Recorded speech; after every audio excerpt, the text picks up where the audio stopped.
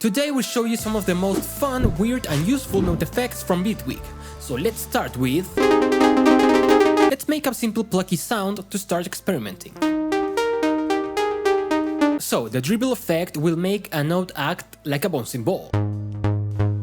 It's also velocity sensitive. The damping will set how much bounciness it loses on each new bounce.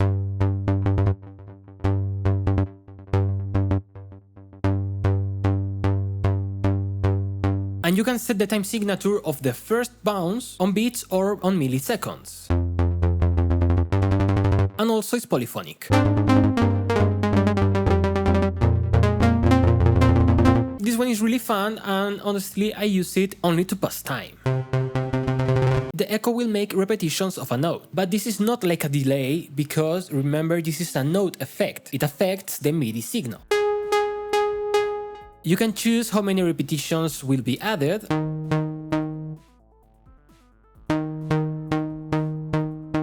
This number is the repetitions after the main note. You can change also the time signature. Or you can set it in milliseconds. You can also set the repetitions to infinite. Now the parameters on the left are going to change on each new repetition. For example, if we put the pitch on -1, each new repetition will have -1 semitone. We can go up to -12 or +12. The same goes for velocity. The gate is going to make each repetition shorter or longer, depending if it's positive or negative value. The random will offset the timing, well, randomly. And the time, again, depending if you go positive or negative, is going to make the time between each repetition longer or shorter.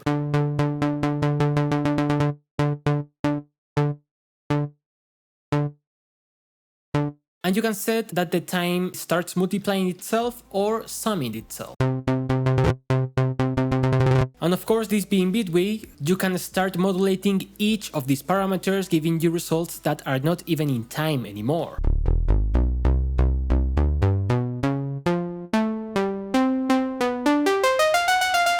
Pretty fun, pretty crazy, but let's go to...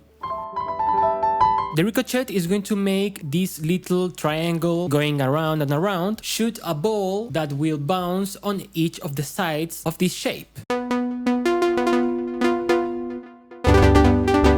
What's interesting is that by changing this fader right here, each bounce is going to also change the panning depending on the side.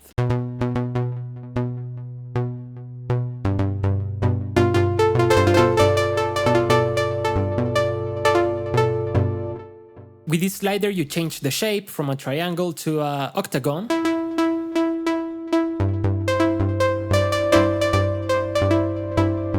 And with this other one you can rotate it. This slider controls the bounciness of the ball.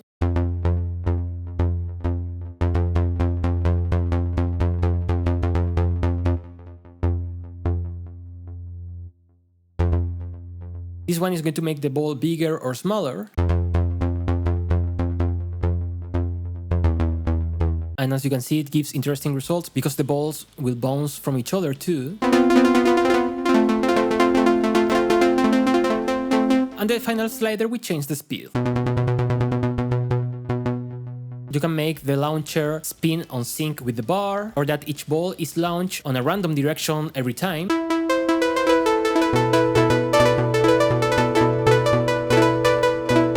Or you can just stop it and control it manually with this right here, which is excellent once you start adding modulators.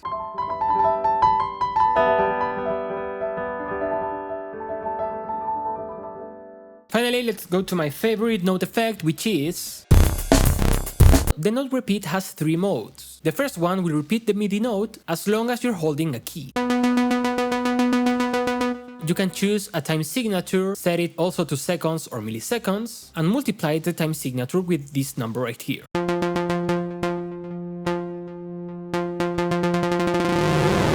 You can change the gate and the decay. And you can decrease the chance so you won't have repetitions all the time.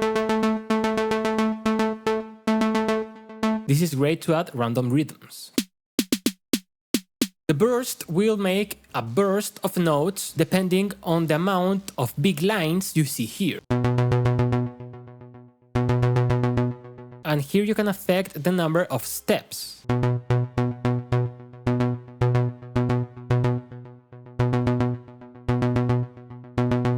The density will change how many active repetitions will be. You see that we have smaller lines, which means we have less velocity. You can rotate it so it doesn't always start on the first note. And you can put different accents that will change the velocity, and also how much velocity the repetitions without accent will have. The final mode is the one I like the most, and it's the Euclidean rhythm mode. An Euclidean rhythm means that every note repeat will be evenly spaced. For example, we have a 16-step length, and we want to have 4 repetitions. You see that they are evenly spaced on the cross shape. But if we go to an odd number, for example 11, they are not going to have the same space between each other, because an Euclidean rhythm will take only the available steps. And as we have 11, it will separate the 4 steps as good as it can. To show you the potential of this, let's choose a drum machine and make a MIDI clip like this. Then let's start making different Euclidean rhythms for each of the sound. For the kick, I have 3 repetitions on 11 steps. On the snare, I have 3 repetitions on 17 steps, and I also rotated it. On the hi-hat, I'm modulating randomly the rotations, and that way it has different accents, and so on and so on.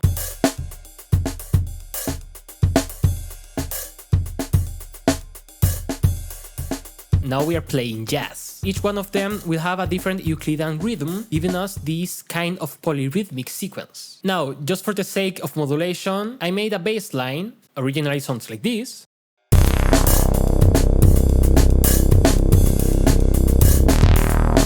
But I added the Euclidean rhythm, and now I'm modulating the amount of steps and the density separately.